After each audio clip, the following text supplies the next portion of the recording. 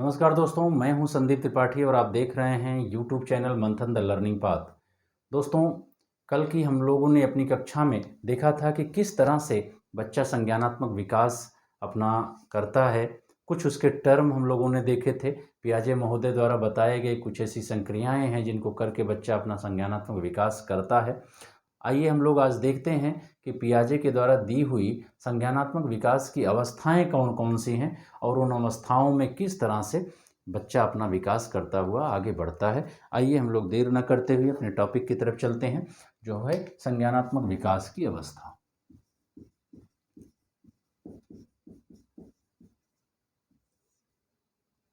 संज्ञानात्मक विकास की अवस्थाएं, ये हम लोगों को देखना है दोस्तों।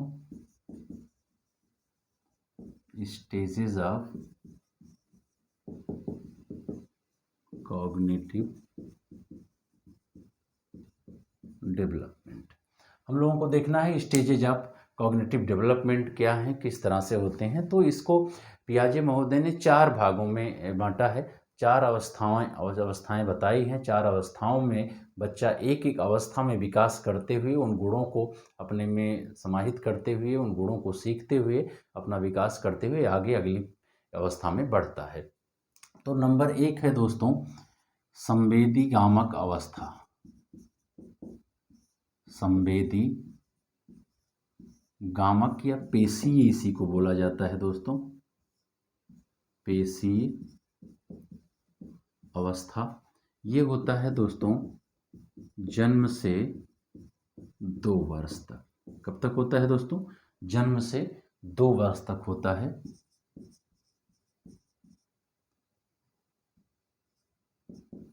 सेंसरी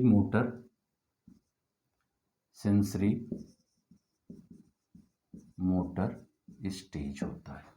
नंबर 2 होता है दोस्तों पूर्व संक्रिया अवस्था। पूर्व संक्रिया अवस्था, ये होता है दोस्तों 2 वर्ष से 7 वर्ष तक की अवस्था होती है।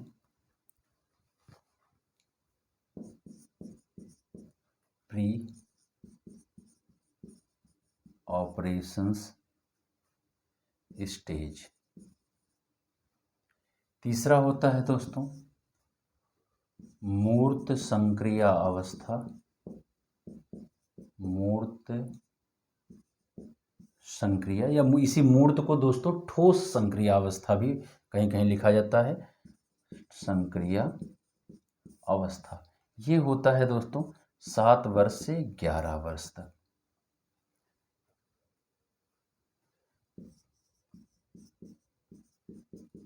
Concrete operations stage.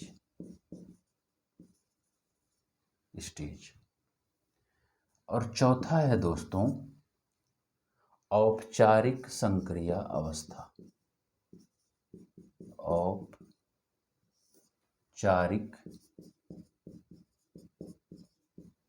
संक्रिया अवस्था। चलिए दोस्तों, इसको हम लोग अभी इसकी इंग्लिश जो है ऊपर लिख देते हैं। औपचारिक संक्रिया अवस्था है दोस्तों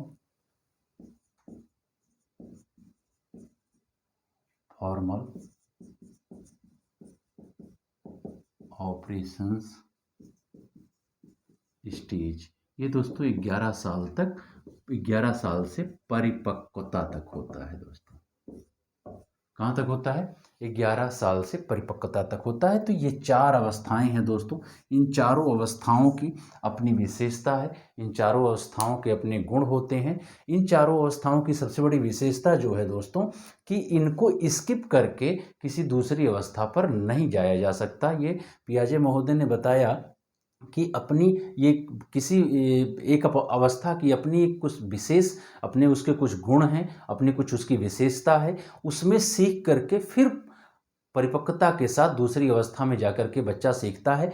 फिर यहाँ पे सीखी हुई चीज़ों से परिपक्वता के साथ अंतःक्रिया करके फिर अगली अवस्था में बच्चा चल जाता है। इस तरह से परिपक्वता तक वो अपना संज्ञानात्मक विकास करता है। इसलिए सभी अवस्थाओं का अपना स्थान है, सभी अवस्थाओं का अपना महत्व है। इसको दोस्तों आप लोग याद कर लीजिए। संवेदी गामक या पेशी अवस्था, जिसको जन्म से 2 वर्ष माना जाता है। पूर्व संक्रिय अवस्था, प्री ऑपरेशनल स्टेज, 2 वर्ष से 7 वर्ष तक का माना जाता है। मूर्त संक्रिय अवस्था 7 वर्ष से 11 साल, और औपचारिक संक्रिय अवस्था या फॉर्मल ऑपरेशन स्टेज जो है वो 11 साल से परिपक्वता तक माना जाता है। दोस्तों आइए हम लोग एक एक करके अब इसको समझते हैं कि ये क्या है।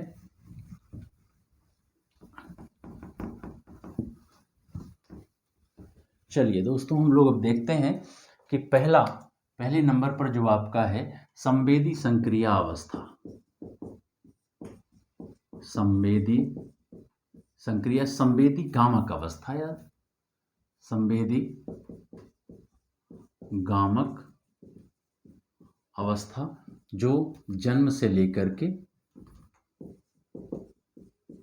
से 2 वर्ष होता है। दोस्तों यह अवस्था जो है वो संवेदनाओं पर आधारित है। जो बच्चे को उसके ज्ञानेंद्रियों के द्वारा ज्ञान प्राप्त होता है, ज्ञानेंद्रियों से ज़्यादा जो वातावरण के विषय में समझ पाता है, वो अपनी जो प्रतिवर्त क्रियाएं हैं, जो सहज क्रियाएं हैं, उनके द्वारा वो सीखने का, उसके द्वारा वो उस चीज़ को समझने का प्रयास करता है या उससे उसका वो जवाब देने का प्रयास करता है। तो इसको इन्होंने 6 भागों में बांटा है और एक एक भागों में कुछ न कुछ बच्चा सीखता है। आइए हम लोग देखते हैं कि किस तरह से वो 6 भागों में कौन कौन से वो 6 भाग हैं और किस तरह से उसमें वो कुछ न कुछ चीज़ें सीखता है। नंबर 1 है दोस्तों, इसकी ये उप अवस्था है दोस्तों। सेंसरी गामक अवस्था की जो संवेदी गामक अवस्था है उसकी उप अवस्था है। ये क्या है दोस्तों? उप अवस्था है।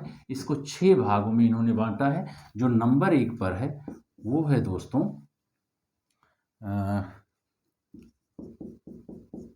प्रतिवर्त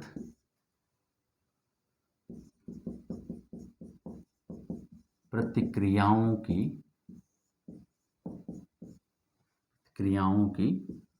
अवस्था। क्या है दोस्तों? प्रतिवर्त प्रतिक्रियाओं की या प्रतिवर्त क्रियाओं की अवस्था। प्रतिवर्त क्रियाओं की अवस्था कर लीजिए।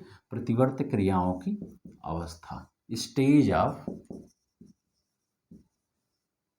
Of reflex activities. क्या है दोस्तों? Stage of reflex activities. प्रतिवर्त क्रियाएं क्या है दोस्तों? ये जो अवस्था होती है दोस्तों, ये जन्म से 30 दिन की होती है। जन्म से 30 दिन की अवस्था है। ये संवेदी गामक अवस्था की पहली उप अवस्था है। इस अवस्था में बच्चा जो होता है वो सिर्फ और सिर्फ अपनी सहज जो उसकी प्रतिवर्त क्रियाएं हैं उसको करता है। आप लोग देखे होंगे कि बच्चा जब पैदा होता है तो सिर्फ और सिर्फ वो उस समय रोने की एक प्रतिवर्त क्रिया करता है। सिर्फ और सिर्फ वो रोता है। उसी रोने के माध्यम से वो अपनी सारी इच्छाओं को बताता है। चाहे वो भूख लगी हो उसको, तब भी वो उसी को रो करके ही व्यक्त करता है। उसको मल त्याग करना हो तो उसी को वो व्यक्त करता है। तो जब वो आगे बढ़ता है तो उसमें कुछ प्रतिवर्त क्रियाएं और देखी जाती हैं, और इन प्रतिवर्त क्रियाओं में चूसना सबसे प्रमुख प्रतिवर्त क्रिया है दोस्तों। चूसना जो है,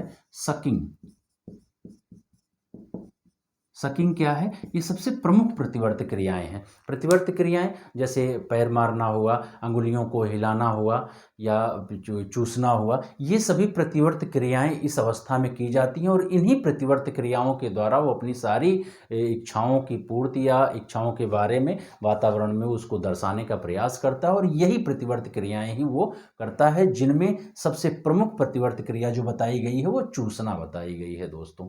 इसके बाद वो अपनी अगली स्टेज में पहुंचता है। आइए देखते हैं हम लोग कि उसका अगला स्टेज क्या है। ये थी प्रतिवर्त क्रियाओं की अवस्था, स्टेज ऑफ रिफ्लेक्स एक्टिविटीज।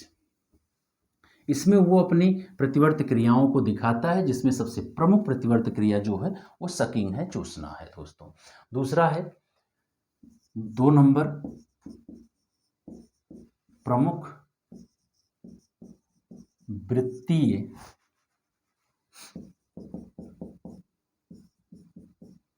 प्रतिवर्त प्रतिक्रियाएं,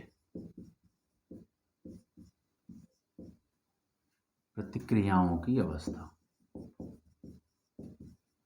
प्रतिक्रियाओं की अवस्था, ये है दोस्तों उसका। ये प्रमुख वृत्तीय प्रतिवर्त क्रियाएं हैं। प्रतिवर्त तो हटा ही दीजिए दोस्तों, प्रमुख वृत्तीय प्रतिक्रियाओं की अवस्था हो गई है। प्रमुख वृत्ति, इसको हम यहां से मिला करके लिख देते हैं, थोड़ा सा स्पष्ट हो जाएगा। क्या है? प्रतिक्रियाओं की अवस्था, स्टेज ऑफ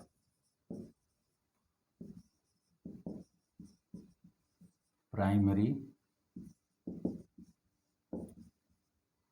सर्कुलर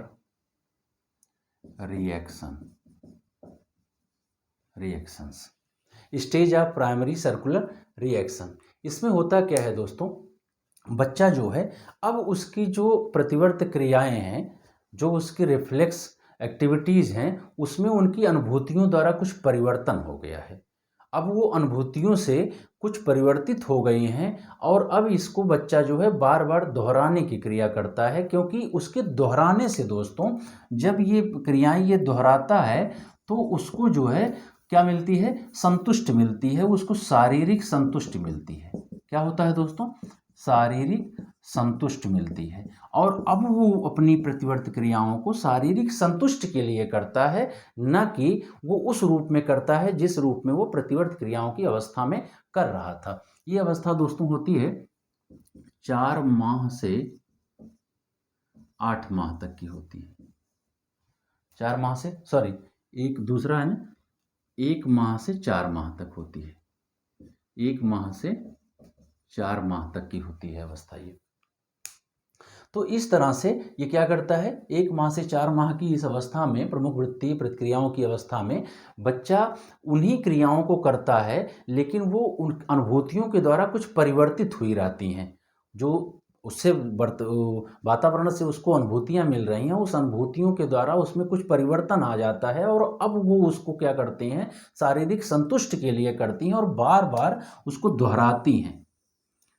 उन क्रियाओं को बच्चे क्या करते हैं, बार बार दोहराते हैं। इसीलिए इसको क्या कहा गया है? वृत्तीय प्रतिक्रियाओं की अवस्था कहा गया है। और प्रमुख इसलिए कहा गया है कि प्रमुख वृत्तीय प्रतिक्रियाएं कौन सी हैं? प्रमुख वृत्तीय प्रतिक्रियाएं वही हैं जो पहले प्रतिवर्त क्रियाओं के रूप में की जाती थी, जो उसकी प्रतिवर्त क्रियाएं हैं, अर्थात चूसना है, पैर को मारना है, अंगुलियों को इस तरह से हिलाना है। तो ये सब क्रियाएं जो हैं अब संतुष्टि के लिए की जा रही हैं, शारीरिक संतुष्टि उसको मिल रही है, इसलिए वो बार बार उसको जो है दोहराता है। इसीलिए इसको वृत्तीय प्रतिक्रिया की अवस्था कही जाती है और वहाँ पे अनुभूतियों के नाते उसमें कुछ परिवर्तन आ जाता है। इस दूसरी अवस्था में थोड़ा सा उसमें अंतर देखा जाता है। तो ये थी इसकी दूसरी अवस्था और इसको करते हुए अब वह अपनी तीसरी अवस्था में प्रवेश करता है। आइए देखते हैं कौन सी है वो तीसरी उप अवस्था, जो सेंसरी मोटर स्टेज की अवस्था कही जाती है। इसमें क्या करता है वो, इसमें वो अपनी अनुभूतियों द्वारा थोड़ा सा परिवर्तन लाया है। तो इस तरह से उसमें कुछ वृत्तीय चीज़ें होती हैं, यानी वो बार बार दोहराता है, तो वृत्तीय क्रम में चलता है, इसीलिए वृत्तीय प्रतिक्रियाएं कही गई। तीसरा है दोस्तों गौड़ वृत्तीय प्रतिक्रिया की अवस्था। तीसरा क्या है? गौड़ वृत्तीय प्रतिक्रिया की अवस्था, stage of secondary circular reaction, stage of secondary circular reaction. दोस्तों अब तक क्या था, अब तक पहले उसने अपने उसी प्रतिवर्त क्रियाओं का सहारा लिया, उसी प्रतिवर्त क्रियाओं से उसने अपनी भावनाओं को उद्गारित किया, उसने अपनी भावनाओं को दिखाया, फिर बाद में उसी की पुनरावृत्ति बार बार उसने की। किसके लिए? मानसिक अपनी शारीरिक संतुष्टि के लिए उसने किया, क्योंकि वैसा करने से उसको संतुष्टि मिल रही थी, इसलिए उसको वो बार बार दोहराता था। अब क्या है, अब उसका ध्यान दोस्तों थोड़ा सा अपनी शारीरिक गतिविधियों से हट गया है, दूर हो गया है, शारीरिक प्रतिक्रियाओं से थोड़ा सा उसका ध्यान भटक गया है। और क्या हो गया है, अब वो आ गया ऑब्जेक्ट पर। एक परिवर्तन हुआ दोस्तों उसमें। क्या कर रहा है बच्चा, बच्चा वातावरण से वो बार बार अंतःक्रिया कर रहा है, बार बार वातावरण से अपनी उन्हीं प्रतिवर्त क्रियाओं के द्वारा परिचय ले रहा है, धीरे धीरे उसको समझने की कोशिश कर रहा है। और अब वो अपनी तीसरी अवस्था में, जो अवस्था है 4 माह से 8 माह की होती है दोस्तों। कब की होती है, 4 माह से 8 माह की अवस्था होती है। यहाँ पे वो क्या करता है, अब उसका ध्यान जो है अपने आसपास के ऑब्जेक्ट यानी वस्तुओं पर हो जाता है।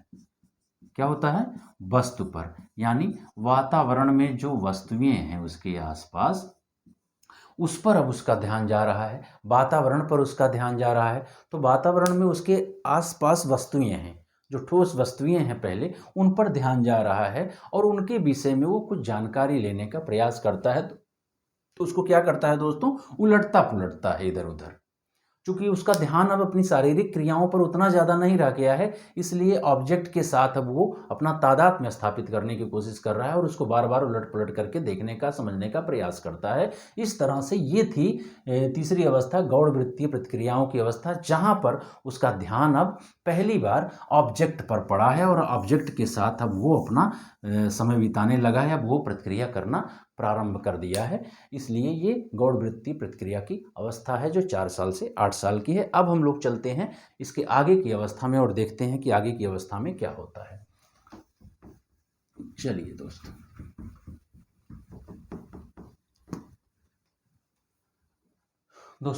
अब हम लोगों को देखना है कि चौथा क्या है। तो चौथा जो है वो गौड़ स्कीमेटा, गौड़ स्कीमेटा की अवस्था, स्टेज ऑफ सेकेंडरी स्कीमेटा। ठीक है, स्टेज ऑफ सेकेंडरी स्कीमेटा की अवस्था है दोस्तों, स्कीमेटा के समन्वय की अवस्था, स्कीमेटा के समन्वय की अवस्था, स्टेज ऑफ कोऑर्डिनेशन। इसको थोड़ा सा सुधार कर लेते हैं दोस्तों, stage of coordination of secondary स्कीमेटा।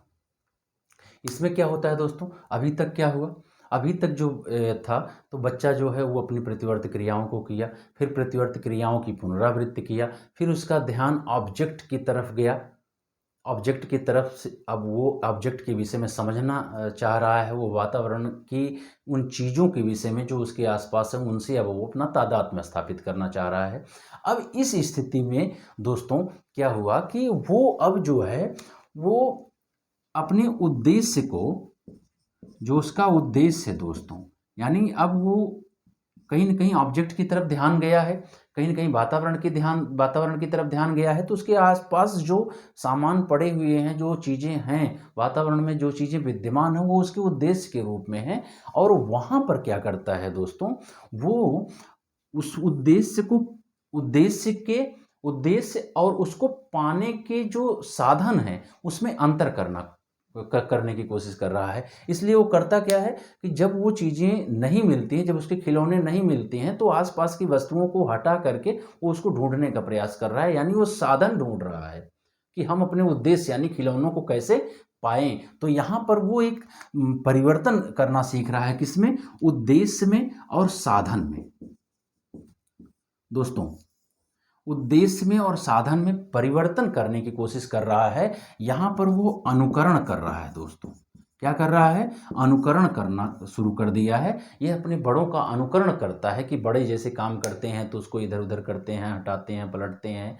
तो इस तरह से वो अपने उस खिलौने यानी उद्देश्य और उसको पाने के जो तरीके हैं यानी साधन में अंतर करना शुरू कर दिया है कि उद्देश्य यानी खिलौना दूसरा कुछ है, दूसरी कोई चीज़ है, और उसको पाना जो है वो कोई दूसरी चीज़ है। इस तरह से ये एक बहुत महत्वपूर्ण अवस्था होती है जो दोस्तों ये है 8 साल से 8 माह से 11 माह तक की होती है दोस्तों, 12 माह की होती है।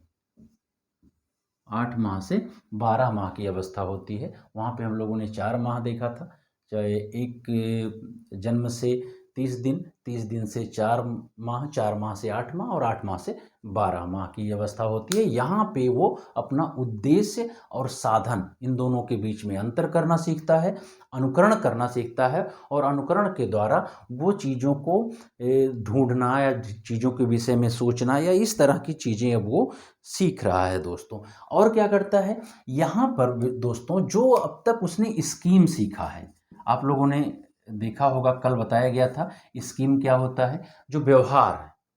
तो जो अभी तक उसने स्कीम सीखा था तो उस स्कीम का वो दूसरी परिस्थिति में क्या करता है, सामान्यीकरण करना सीखता है। ये अवस्था दोस्तों एक प्रमुख अवस्था है जहाँ पर उसके साथ बहुत सारी ऐसी संक्रियाएं जुड़ रही हैं, बहुत सारी ऐसी मानसिक प्रक्रियाएं जुड़ रही हैं।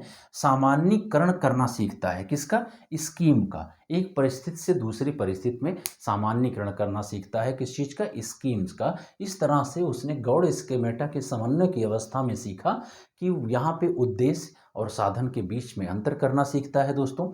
अनुकरण करना सीखता है, अनुकरण के द्वारा वो सीख रहा है कि कैसे चीज़ों को पाया जाता है, कैसे चीज़ों को चीज़ों के पास पहुंचा जाता है। और यहाँ पे वो स्कीम, जो व्यवहार के तरीके उसने सीखे थे दोस्तों, उसको वो सामान्यीकरण करना सीखता है। किस उम्र में, किस अवस्था में? गौड़ स्केमेटा के समन्वय की अवस्था। और उसके बाद ये इस अपने अनुभव के साथ अपनी अगली अवस्था में पहुंचता है, जो है 5वें नंबर पर। देखते हैं हम लोग कि क्या है वो। चलिए दोस्तों, 5वें नंबर की जो अवस्था है वो तृतीय वृत्तीय, 5वें नंबर पर तृतीय वृत्तीय प्रतिक्रियाओं की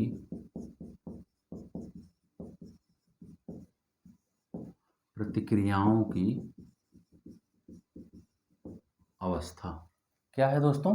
तृतीय वृत्तीय प्रतिक्रियाओं की अवस्था, stage of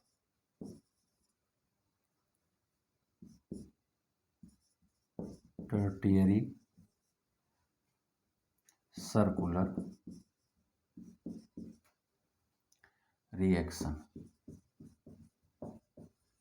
reactions. Stage of tertiary circular reaction, तृतीय वृत्तीय प्रतिक्रियाओं की अवस्था, ये 5वीं अवस्था है दोस्तों। और ये है 12 माह से 18 माह की अवस्था होती है दोस्तों। कब की होती है? 12 माह से 18 माह की अवस्था होती है दोस्तों। अब तक आप लोगों ने देखा कि बच्चे ने क्या सीखा? बच्चे ने अपने प्रतिवर्ती क्रियाओं को करना सीखा, प्रतिवर्ती क्रियाओं में अपनी अनुभूतियों को जोड़ करके उसमें उसने सुधार करना सीखा। उसके बाद दोस्तों कि उसने क्या किया, उसने उन चीज़ों को लेकर के फिर साधन और उसके उद्देश्य में अंतर करना सीखा। इस तरह से दोस्तों तृतीय वृत्तीय प्रतिक्रियाओं की अवस्था में अब वो क्या सीख रहा है, उसमें अब कुछ ऐसी चीज़ें आ गई हैं दोस्तों जिसमें वो ऑब्जेक्ट्स के, अब तक उसने कहाँ अपना ध्यान लिया? ऑब्जेक्ट पर लिया। वो ऑब्जेक्ट के विषय में अब सीख रहा है। पहले उसने ऑब्जेक्ट के प्रति अपना थोड़ा सा ध्यान ले गया। उसके बाद वो उद्देश्य और उसमें अंतर करना सीखा, सामान्यीकरण करना सीखा। अब दोस्तों क्या है कि वो उसमें ऑब्जेक्ट के गुणों को, ऑब्जेक्ट के बारे में सीखने की एक उत्सुकता बढ़ी है। इसलिए उसमें एक क्यूरियोसिटी मोटर यानी उत्सुकता प्रेरक, उत्सुकता प्रेरक जन्म लेता है दोस्तों। क्या है? उसमें एक और गुण आ जाता है, कौन सा? उत्सुकता प्रेरक यानी क्यूरियोसिटी मोटिव, क्यूरियोसिटी मोटिव उसमें आ जाता है दोस्तों। अब वो क्या करता है, वस्तुओं के गुणों, वस्तुओं की विशेषताओं, वस्तुओं के अर्थ, वस्तुओं के विषय में जानने की एक उसमें ललक आ गई है, एक उसमें अभिप्रेरणा पैदा हो गई है। और उसी अभिप्रेरणा के नाते वो क्या करता है, ऑब्जेक्ट के विषय में सीखने के लिए ऑब्जेक्ट को पटकता है, तोड़ता है, उसको इकट्ठा करता है, फिर से वही काम करता है। यहाँ लिखा हुआ है दोस्तों, वृत्ति है, यानी उसी चीज़ों को बार बार कर करके वो दोहरा रहा है और सीख रहा है कि किस तरह से ये ऑब्जेक्ट का गुण क्या है, ऑब्जेक्ट के विषय में और चीज़ें क्या हो सकती हैं, यानी उसके विषय में अब वो जानने का प्रयास कर रहा है, वातावरण की चीज़ों के साथ अपना तादात्म्य स्थापित कर रहा है और इस तरह से वो वातावरण से परिचित हो रहा है। तो इस अवस्था में उसने सीखा कि किस तरह से एक उत्सुकता प्रेरक आया दोस्तों। उत्सुकता प्रेरक के नाते वो क्या कर रहा है, ऑब्जेक्ट को बार बार पटक रहा है, ऑब्जेक्ट को ऊपर उठा रहा है, गिरा रहा है और तमाम तरह की चीज़ें किसके द्वारा दोस्तों। एक चीज़ और आती है यहाँ पे कि ये बार बार चीज़ें कर रहा है, बार बार उससे चीज़ें सही हो रही हैं फिर गलत हो रही हैं। तो यहाँ पर एक चीज़ और होती है, प्रयास एवं त्रुटि। प्रयास एवं त्रुटि का नियम लागू होता है दोस्तों। प्रयास एवं त्रुटि के द्वारा, इसके द्वारा प्रयास एवं त्रुटि के द्वारा, यानी उसको समझने का प्रयास वो कर रहा है, फिर बिगड़ रहा है, खराब हो रहा है, फिर से वो उठाता है, फिर से करता है, फिर से उठाता है, फिर से करता है और ऐसा ही वो करता जा रहा है। किसके लिए, ऑब्जेक्ट के लिए, उस वस्तु के लिए, वस्तु के विषय में सीखने के लिए ऐसा वो कर रहा है। और ऐसा वो प्रयास एवं त्रुटि के द्वारा करता है, ऐसा वो उत्सुकता प्रेरक के नाते करता है। इस तरह से वो वातावरण से तादात्म्य स्थापित करने की कोशिश कर रहा है, वातावरण के विषय में सीखता है और सीखते हुए वो अपनी अगले स्टेज पर पहुंचता है, जो स्टेज है 18 महीने से 24 महीने की, और वो छठा स्टेज है इसका दोस्तों। चलिए देखते हैं क्या है वो।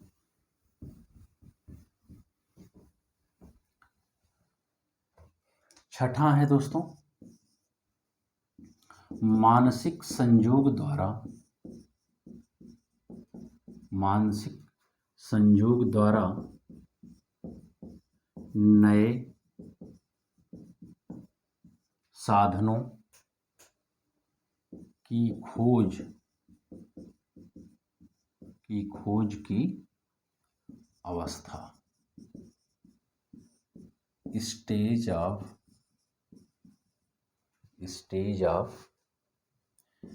Invention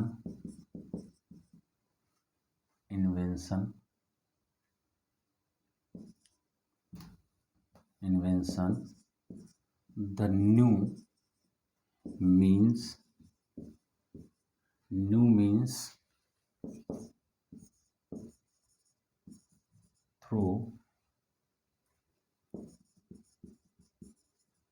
mental combination. क्या है दोस्तों, stage of invention the new means through mental combination. दोस्तों इसमें करता क्या है, वो नए साधनों की खोज कर रहा है। किसके द्वारा, मानसिक संयोग के द्वारा। यानी जो अनुभव आपने कल देखा था कि पियाजे महोदय ने बताया क्या है, उन्होंने कहा है कि ये क्या करता है, अपनी परिपक्वता और जो अनुभव उसको मिल रहे हैं उनकी अंतःक्रिया बार बार कर रहा है और उसी अंतःक्रिया से एक नए अनुभव वो ले रहा है। तो अब तक अपनी 5 अवस्थाओं में ये दोस्तों 18 माह से 24 माह तक होता है। अब तक क्या किया, अपनी 5 अवस्थाओं में वो प्रतिवर्त क्रियाओं से और ऑब्जेक्ट के गुणों तक वो पहुंचा है, ऑब्जेक्ट के गुणों के विषय में जानकारी लेने तक पहुंचा है। वो प्रयास एवं त्रुटि के द्वारा खोज कर रहा है, यानी उसके गुणों के विषय में ढूंढ रहा है कुछ चीज़ें कि इसके गुण क्या हैं, इसकी विशेषताएं क्या हैं। वो बार बार पटकता है, तोड़ता है, इस तरह से यहाँ तक वो पहुंचा है। तो यहाँ अब वो क्या कर रहा है कि जो उसकी जो मानसिक संरचनाएं हैं, उन मानसिक संरचनाओं के द्वारा वो नई चीज़ों को खोजना चाह रहा है, वातावरण की जो चीज़ें हैं। तो यहाँ पे क्या करता है, यहाँ पे अब उसमें चिंतन करने का गुण आ गया है दोस्तों। क्या है, एक बड़ी चीज़ आ गई है, अब वो चिंतन प्रारंभ कर दिया है और ऐसी चीज़ों के प्रति वो चिंतन कर रहा है दोस्तों जो चीज़ें उसके सामने नहीं है। अभी वर्तमान में उसके सामने जो चीज़ें नहीं हैं उनके विषय में अब वो चिंतन कर रहा है। इसका मतलब क्या है, इसका मतलब है दोस्तों कि वो अब ये समझने लगा है कि जो चीज़ें हमारे सामने मेरे सामने नहीं हैं, उन चीज़ों का भी अस्तित्व इस दुनिया में है। इस तरह से इसके अंदर एक गुण आता है दोस्तों, जिसके नाते इस स्टेज, इस पूरे संवेदीगामक अवस्था का महत्व है जिसके नाते, तो वो अब आया है और वो है वस्तु स्थायित्व। क्या है दोस्तों? वस्तु स्थायित्व। वस्तु स्थायित्व का गुण है, यानी ऑब्जेक्ट परमानेंस। ऑब्जेक्ट परमानेंस का गुण है दोस्तों, यानी परमानेंट रूप से अब वस्तुएं हैं इस दुनिया में। ऑब्जेक्ट परमानेंस या वस्तु स्थायित्व जो होता है, उसका मतलब है कि जो चीज़ें हमारे सामने मेरे सामने नहीं हैं, उनका भी अस्तित्व इस दुनिया में है। इसी चीज़ को वस्तु स्थायित्व कहा जाता है। और ये जो है इस अवस्था में आता है सेंसरी मोटर स्टेज के मानसिक संयोग द्वारा नए साधनों की खोज की जो अवस्था पियाजे महोदय के द्वारा बताई गई है, इस अवस्था में ये आता है। क्योंकि अब वो चिंतन करने लगा है, वो सोचने लगा है, जो चीज़ ये 3-4 महीने में नहीं कर पाता था, अब वो करने लगा है। और वो ऐसी चीज़ों के प्रति करने लगा है जो चीज़ें उसके सामने नहीं हैं। इस तरह से इस अवस्था में आकर के अब ऐसे गुण बालकों में आते हैं। जो छठी अवस्था है, संवेदीगामक अवस्था को आपने समझा कि संवेदीगामक अवस्था में किस तरह से बच्चा अपने प्रतिवर्ती क्रियाओं से लेकर के और यहाँ तक चीज़ों को सीखता है, यहाँ तक वो वातावरण से तादात्म्य स्थापित करने की कोशिश कर रहा है। यहाँ पर आकर के अब जो उसके पास उसकी संरचना है, उसको आगे समझने के लिए वो काफ़ी नहीं है, इसलिए वो अपनी अगली अवस्था में बढ़ता है, अगली अवस्था में कदम रखता है, जो पियाजे महोदय द्वारा दी गई दूसरी अवस्था है, जिसको हम लोग दूसरी वीडियो में देखेंगे। क्योंकि वीडियो ज़्यादा लंबा हो जाता है, जिसके लिए लोगों के फ़ोन्स आते हैं कि सर वीडियो इतना लंबा नहीं होना चाहिए। तो अब हम लोग दूसरी अवस्था को अगली वीडियो में देखेंगे। तब तक के लिए नमस्कार, जय हिंद।